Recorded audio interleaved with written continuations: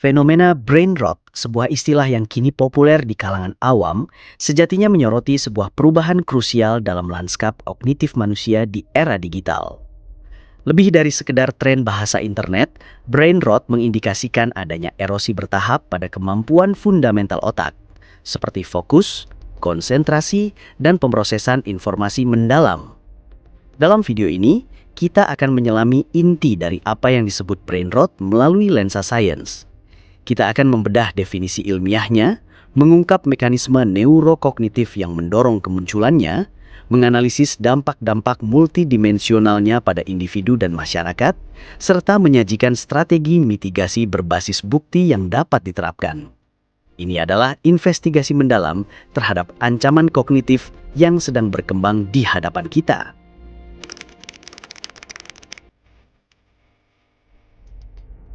Brain rot secara fundamental adalah representasi dari dampak akumulatif paparan informasi digital yang masif, terfragmentasi, dan seringkali dangkal. Istilah yang lebih formal dalam literatur ilmiah adalah information overload atau digital overload, sebuah kondisi di mana individu menerima lebih banyak informasi daripada yang dapat diproses secara efektif oleh kapasitas kognitif mereka. Riset dari institusi-institusi terkemuka seperti Massachusetts Institute of Technology (MIT) telah lama menyoroti bahwa volume data yang terus meningkat di lingkungan digital telah melampaui kapasitas pemrosesan alami otak manusia. Otak yang secara evolusi dirancang untuk memproses informasi secara linier, mendalam, dan sekuensial, mirip membaca sebuah buku atau mengikuti sebuah narasi panjang, kini dipaksa untuk beradaptasi dengan aliran data yang cepat, acak, dan seringkali tidak saling terkait. Ini menciptakan sebuah disinkronisiti antara cara otak kita bekerja dan cara kita mengonsumsi informasi. Perubahan ini tidak sepele. Implikasinya terasa pada fungsi-fungsi kognitif fundamental, atensi selektif, memori kerja, pemikiran kritis, dan kemampuan pengambilan keputusan. Individu yang terpapar digital overload secara kronis cenderung mengembangkan kecenderungan untuk mencari stimulasi instan. Mereka menemukan kesulitan yang signifikan dalam mempertahankan konsentrasi pada tugas-tugas yang menuntut pemikiran mendalam, seperti membaca artikel panjang, mempelajari konsep kompleks, atau bahkan mempertahankan alur percakapan yang berkelanjutan. Data awal menunjukkan bahwa fenomena ini berkorelasi dengan peningkatan distraksi dan penurunan efisiensi kognitif secara keseluruhan.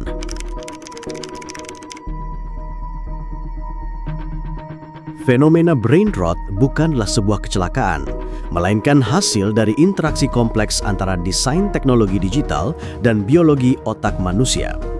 Terdapat 3 mekanisme neurokognitif dan perilaku utama yang secara sistematis mendorong kemunculannya. Yang pertama, desain algoritma adiktif dan jalur dopamin.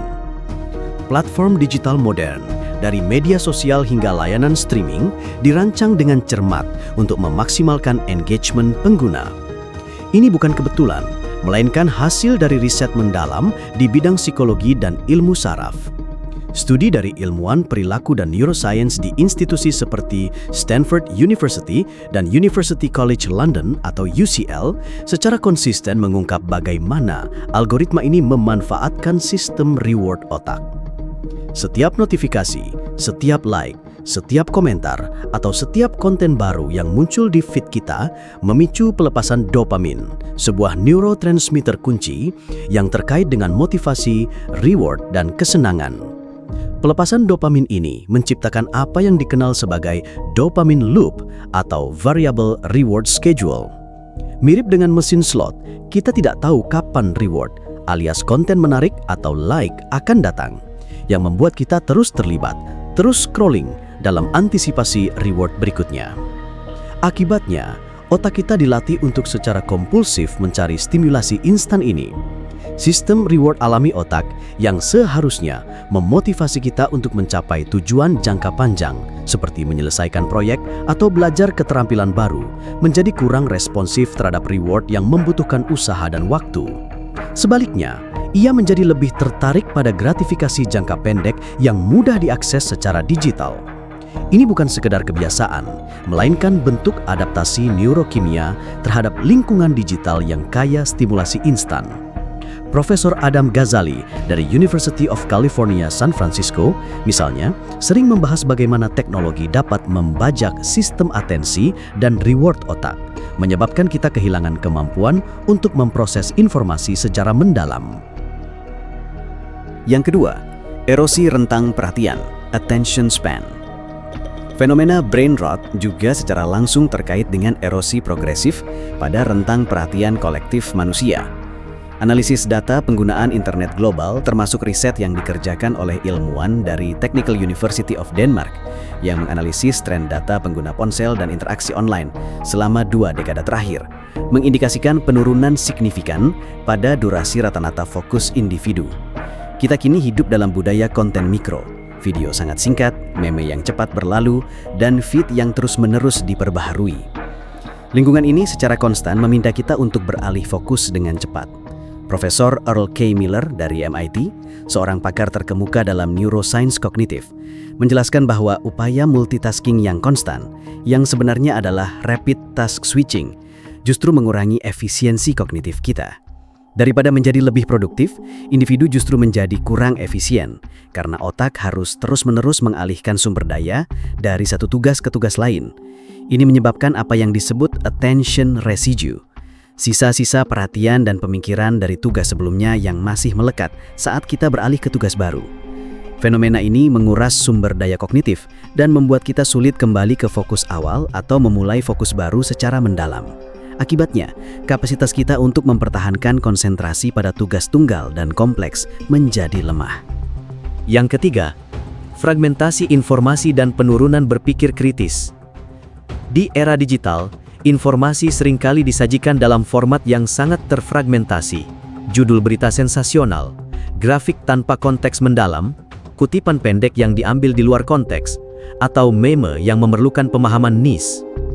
Riset dari institusi seperti Harvard University dan Oxford University di bidang psikologi kognitif menyoroti bagaimana pola konsumsi ini secara fundamental menghambat kemampuan kita untuk memproses informasi secara mendalam dan membangun koneksi antar konsep secara kohesif. Ketika informasi disajikan dalam potongan-potongan kecil, otak kita jarang didorong untuk melakukan sintesis informasi, yaitu menggabungkan berbagai potongan data menjadi pemahaman yang utuh dan bermakna. Akibatnya, pemikiran kritis, kemampuan untuk menganalisis, mengevaluasi, dan membentuk penilaian rasional, serta kemampuan analitis, kemampuan untuk memecah masalah menjadi komponen-komponen dan memahami hubungannya, menjadi kurang terasah. Individu cenderung menerima informasi secara pasif, tanpa dorongan untuk memverifikasi sumber, menganalisis bias, atau memahami nuansa argumen kompleks. Ini menciptakan lingkungan di mana disinformasi dan informasi dangkal dapat menyebar dengan cepat, memperparah efek brain rot pada kognisi kolektif.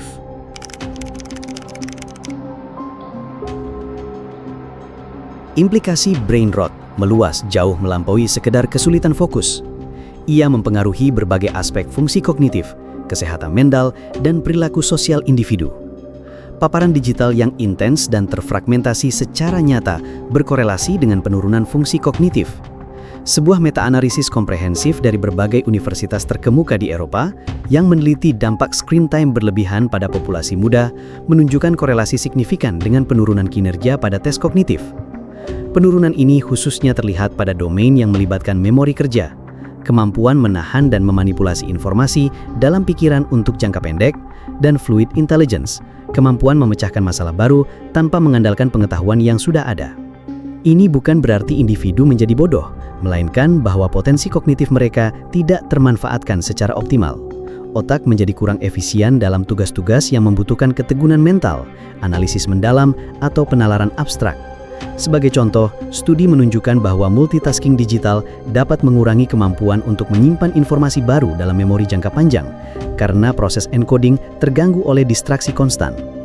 Kemampuan untuk merencanakan dan mengeksekusi tugas-tugas kompleks juga terpengaruh karena otak kesulitan menjaga tujuan jangka panjang di tengah banjir stimulus. Lingkungan digital yang memicu brain rot juga membentuk ulang cara kita berkomunikasi dan berinteraksi sosial. Penelitian dari University of Cambridge tentang komunikasi digital mengindikasikan bahwa dominasi interaksi berbasis teks singkat, emoji, dan mimi dapat secara substansial mengikis kedalaman dan nuansa dalam interaksi tatap muka. Komunikasi tatap muka melibatkan serangkaian isyarat nonverbal yang kompleks, ekspresi wajah, nada suara, bahasa tubuh yang esensial untuk membangun empati, memahami konteks, dan membaca emosi. Ketika sebagian besar interaksi bershifting ke platform digital yang membatasi isyarat-isyarat ini, kemampuan kita untuk membaca orang lain dan merespons secara sensitif dapat menurun. Akibatnya, individu mungkin merasa lebih canggung atau kurang terampil dalam percakapan panjang di dunia nyata, atau bahkan mengalami kesulitan membangun koneksi sosial yang mendalam yang membutuhkan interaksi yang lebih kaya dan berkelanjutan. Fenomena ini juga berkontribusi pada penurunan social intelligence atau kecerdasan sosial yang penting untuk adaptasi dalam lingkungan sosial yang kompleks. Meskipun brain rot sendiri bukanlah diagnosis kesehatan mental, kondisi yang mendasarinya, yakni konsumsi digital yang kompulsif dan berlebihan, telah secara konsisten dikaitkan dengan peningkatan prevalensi masalah kesehatan mental. Jurnal-jurnal psikiatri dari institusi-institusi seperti Yale University dan Karolinska Institutet di Swedia secara ekstensif membahas korelasi antara screen time berlebihan dengan peningkatan tingkat kecemasan, depresi, dan perasaan isolasi. Paparan konstan terhadap highlights real kehidupan orang lain di media sosial dapat memicu perbandingan sosial negatif yang berkontribusi pada rendahnya self-esteem dan perasaan tidak adekuat. Selain itu, stimulasi berlebihan dari notifikasi dan reward dopamin dapat mengganggu siklus tidur yang esensial untuk pemulihan kognitif dan regulasi emosi. Rasa terpakuan untuk terus online dan fear of missing out atau FOMO juga bisa menyebabkan stres kronis. Semua faktor ini, meskipun tidak secara langsung disebut brain rot, adalah komponen yang berkontribusi pada kondisi mental dan kognitif yang memburuk di era digital.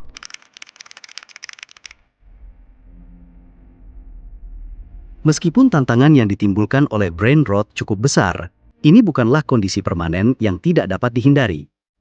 Berdasarkan riset ilmiah di bidang psikologi, neuroscience, dan perilaku, terdapat beberapa strategi yang dapat diimplementasikan untuk memitigasi dampaknya pada individu. Yang pertama, implementasi digital detox terstruktur dan terukur. Konsep digital detox bukan lagi sekedar tren, melainkan intervensi yang didukung oleh bukti. Studi dari University of Gothenburg di Swedia yang melibatkan partisipan yang secara terencana membatasi penggunaan smartphone mereka menunjukkan bahwa hal ini dapat secara signifikan mengurangi tingkat stres, meningkatkan kualitas tidur, dan memperbaiki kapasitas fokus. Strategi digital detox yang efektif harus terstruktur. Zona bebas gadget. Tentukan area atau waktu di rumah yang benar-benar bebas dari perangkat digital, misalnya kamar tidur atau meja makan. Ini membantu otak untuk reset dari stimulasi konstan. Waktu batas harian, gunakan fitur screen time di ponsel pintar untuk memantau dan membatasi penggunaan aplikasi tertentu. Misal, batasi media sosial 30 menit per hari. Puasa digital periodik. Alokasikan periode tertentu, misalnya 1 jam sebelum tidur, seluruh waktu makan, atau bahkan 1 hari penuh dalam seminggu untuk benar-benar terputus dari perangkat digital. Ini memberikan kesempatan bagi otak untuk beristirahat dan mengkonsolidasi memori tanpa interupsi. Yang kedua, melatih ulang rentam perhatian dan konsentrasi. Kemampuan fokus mirip otot, memerlukan latihan dan pengkondisian ulang. Lingkungan digital telah melatih otak kita untuk task switching yang cepat. Kini kita perlu melatihnya untuk konsentrasi yang berkelanjutan. Riset dari University of California, Berkeley yang berfokus pada efektivitas mindfulness dan latihan atensi merekomendasikan aktivitas seperti membaca mendalam, mendengarkan konten panjang, praktik meditasi atau mindfulness, hobi yang butuh fokus. Yang ketiga, kurasi konten secara proaktif dan kritis. Di tengah banjir informasi, kemampuan untuk menyaring dan mengkurasi konten menjadi esensial. Penelitian dari Delft University of Technology di Belanda menyoroti pentingnya literasi informasi dan kompetensi digital sebagai penangkal terhadap digital overload. Strategi proaktif yang dapat kamu lakukan berdasarkan penelitian ini seperti memilih sumber berkualitas, ikuti atau berlangganan akun, channel, atau publikasi yang dikenal menyediakan konten mendalam, berbasis fakta, dan analitis. Unfollow atau mute agresif, bersihkan feed media sosial dari akun atau konten yang hanya menyebarkan noise, drama, atau informasi dangkal yang tidak memberikan nilai. Pertanyakan asumsi.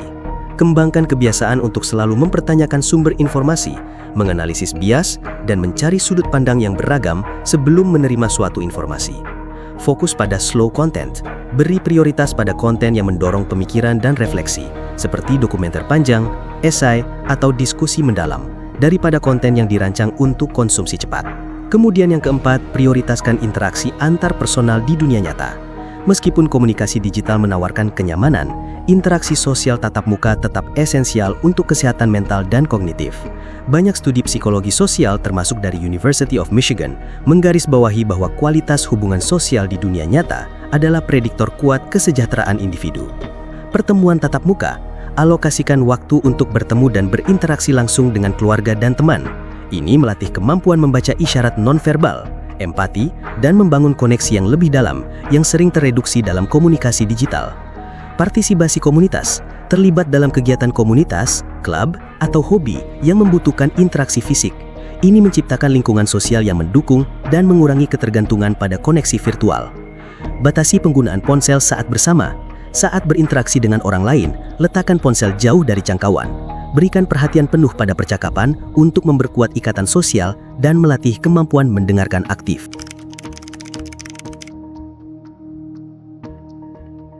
Fenomena brain rot adalah manifestasi dari era informasi yang hiperkonektivitas. Sebuah era di mana otak manusia dihadapkan pada tantangan adaptasi yang belum pernah terjadi sebelumnya. Namun, pemahaman ilmiah tentang mekanisme dan dampaknya memungkinkan kita untuk mengembangkan strategi yang proaktif. Secara kolektif, kita perlu mempertimbangkan implikasi jangka panjang dari desain teknologi yang menargetkan perhatian dan sistem reward otak. Diskusi tentang etika desain digital dan tanggung jawab platform menjadi semakin relevan. Regulasi yang mendukung digital well-being dan edukasi literasi digital sejak dini dapat menjadi bagian dari solusi di tingkat masyarakat. Pada tingkat individu, kesadaran adalah langkah pertama. Mengakui bahwa otak kita rentan terhadap lingkungan digital yang adiktif adalah kunci.